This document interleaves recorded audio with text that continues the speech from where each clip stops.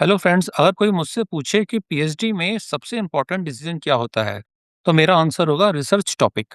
जी हाँ, अगर आपने सही रिसर्च टॉपिक चुन लिया है, तो आपकी पीएचडी जर्नी स्मूथ, मीनिंगफुल और इम्पैक्टफुल होगी। लेकिन अगर आपने गलत टॉपिक चुना है, तो 4-5 साल आपके स्ट्रगल में ही निकल जाएंगे। आज की इस वीडियो में मैं स्टेप बाय स्टेप आपको समझाऊंगा कि राइट पीएचडी रिसर्च टॉपिक को कैसे चूज करें, खासकर वर्किंग प्रोफेशनल्स के लिए और इंडस्ट्री एक्सपर्ट्स के लिए। हेलो फ्रेंड्स, स्वागत है आपका करियर कॉन्वेंट के यूट्यूब चैनल पर। और साथियों, आज का जो हमारा डिस्कशन का टॉपिक है काफ़ी इंटरेस्टिंग है, क्योंकि आज हम बात करने वाले हैं पीएचडी रिसर्च टॉपिक पर। तो चलिए अपनी इस वीडियो को शुरू करते हैं। आइए सबसे पहले समझते हैं कि पीएचडी टॉपिक वास्तव में होता क्या है। पीएचडी टॉपिक सिर्फ एक सब्जेक्ट एरिया नहीं है। यह होता है किसी स्पेसिफिक प्रॉब्लम को किसी स्पेसिफिक डोमेन में समझना, रिसर्च ऑब्जेक्टिव को अंडरस्टैंड करना और मेथोडोलॉजी को डिफाइन करना। देखिए, गुड रिसर्च टॉपिक हमेशा फोकस्ड, रिसर्चेबल और क्लियर होना चाहिए। इसे एक एग्जाम्पल की हेल्प से समझते हैं। देखिए, अगर आप एक रिसर्च टॉपिक चूज करते हैं जो है क्वालिटी मैनेजमेंट इन मैन्युफैक्चरिंग, तो यह एक रॉन्ग टॉपिक होगा। और अगर आप चूज करते हैं impact of digital quality management system on supplier performance in Indian SME, तो यह एक बेटर और राइट टॉपिक होगा।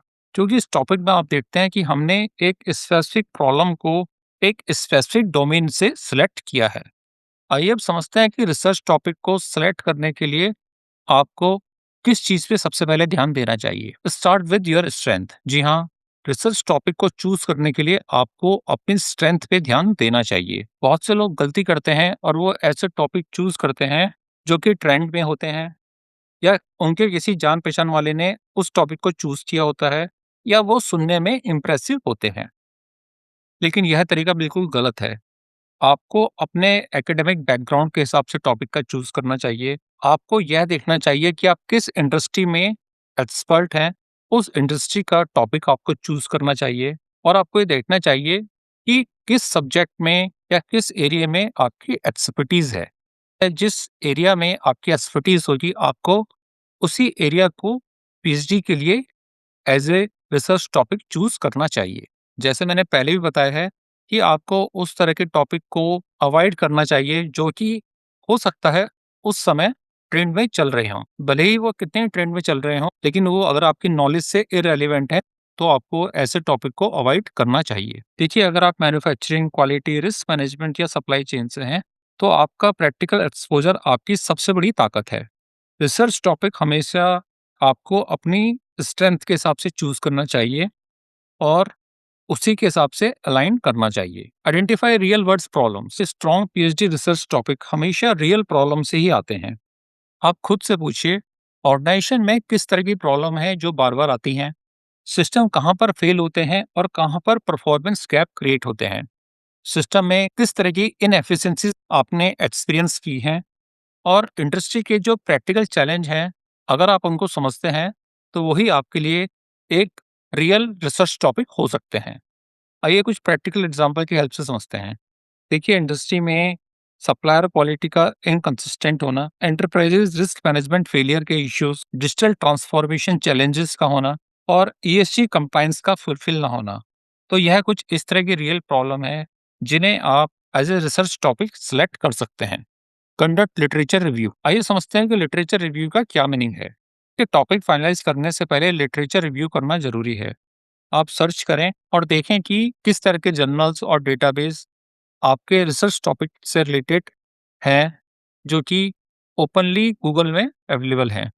प्रीवियस में जो रिसर्च वर्क हुए हैं, उनको आप स्टडी कीजिए। उन स्टडीज के जो रिसर्च गैप है, उनको आइडेंटिफाई कीजिए और डुप्लीकेशन ऑफ रिसर्च, इसको अवॉइड कीजिए। देखिए, लिटरेचर रिव्यू हमें यह बताता है कि हमें हमेशा ये आइडेंटिफाई करना है कि पहले क्या रिसर्च हो चुकी है, उस रिसर्च में क्या मिसिंग है, और रिसर्च गैप क्या है। पीएचडी का जो कोर कॉन्सेप्ट है वो है रिसर्च गैप। अगर गैप नहीं है तो पीएचडी टॉपिक भी नहीं है।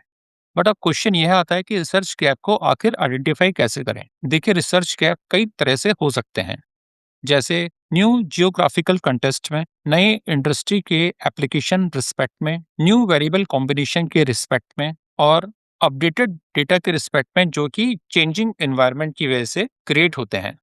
आइए इस एग्जांपल की हेल्प से समझते हैं।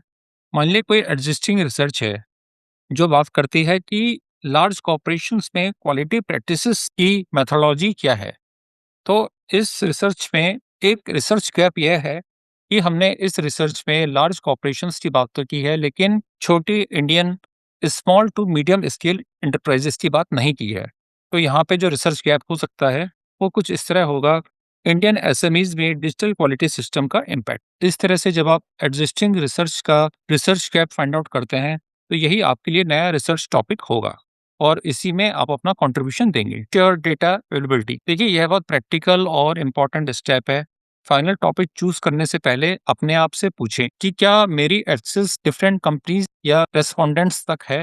क्या मैं मेजरेबल डेटा अपने रिसर्च के लिए इकट्ठा कर सकता हूँ। डेटा कलेक्शन की फिजिबिलिटी क्या है और क्या इस डेटा के बेस में मैं एक रियलिस्टिक रिसर्च स्कोप के साथ आगे बढ़ सकता हूँ। देखिए, आपको यह समझना जरूरी है कि अगर आपके पास डेटा नहीं होगा तो आपकी रिसर्च डिले होगी। रियलिस्टिक डेटा आपको हमेशा एक बेहतर रिसर्च करने में हेल्प करते हैं।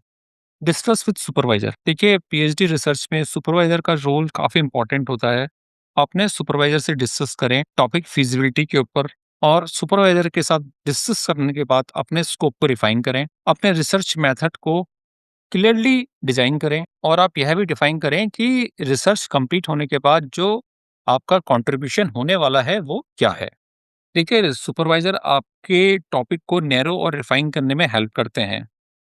अगर आपका टॉपिक बहुत ब्रॉड है तो कंफ्यूजन हो सकती है, और अगर आपका टॉपिक फोकस है तो इससे आपको अपने रिसर्च में हेल्प मिलती है।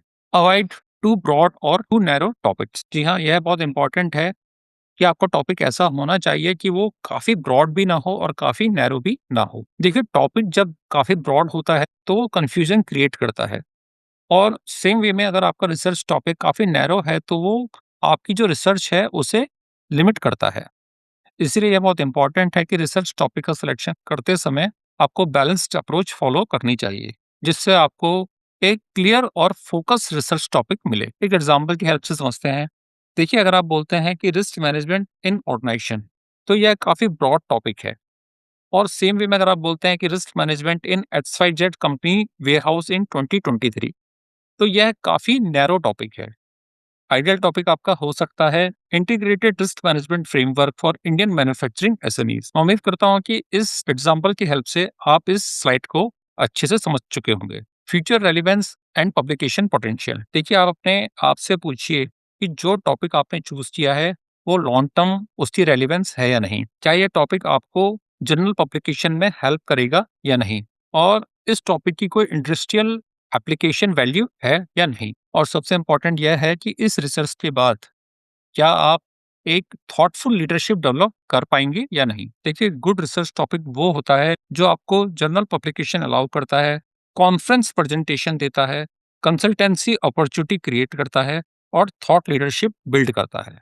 अलाइन विद करियर गोल्स, देखिए अपने रिसर्च टॉपिक को अपने करियर गोल के साथ अलाइन कीजिए। अगर आप एकेडमिक करियर चाहते हैं तो थ्योरेटिकल मॉडल आपकी हेल्प करता है, लेकिन अगर आप एक इंडस्ट्रियल कंसल्टेंट बनना चाहते हैं तो अप्लाइड और प्रैक्टिकल रिसर्च आपकी हेल्प करेगी। सेम वे में अगर आप एक पॉलिसी मेकर बनना चाहते हैं तो रेगुलेटरी रिसर्च आपकी हेल्प करती है।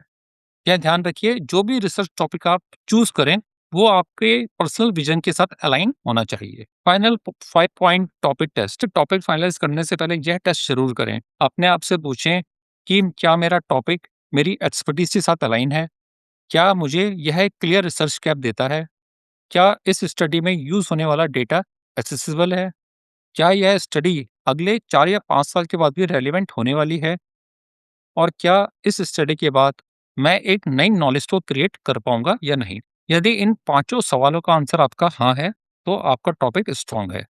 फाइनल एडवाइस यही है कि पीएचडी टॉपिक को चूज करते समय जल्दीबाजी ना करें। कम से कम 2-3 महीने का टाइम दें और अपने टॉपिक को रिफाइन करें। हमेशा बुद्धिमानी से अपने रिसर्च टॉपिक को सिलेक्ट करें। अगर आपका टॉपिक राइट है तो यकीन मानिए आपकी जो पीएचडी की जर्नी है वो काफी स्मूथ होगी। सोच समझकर डिसीजन लें। फ्रेंड्स, मैं उम्मीद करता हूँ कि आपको आज की यह वीडियो काफ़ी इन्फॉर्मेटिव लगी होगी। अगर यह वीडियो आपको हेल्पफुल लगी हो तो लाइक करें, शेयर करें और चैनल को सब्सक्राइब करें। अगले वीडियो में हम बात करेंगे how to write a powerful PhD research proposal. तब तक के लिए कीप लर्निंग, कीप ग्रोइंग। नमस्कार, जय हिंद।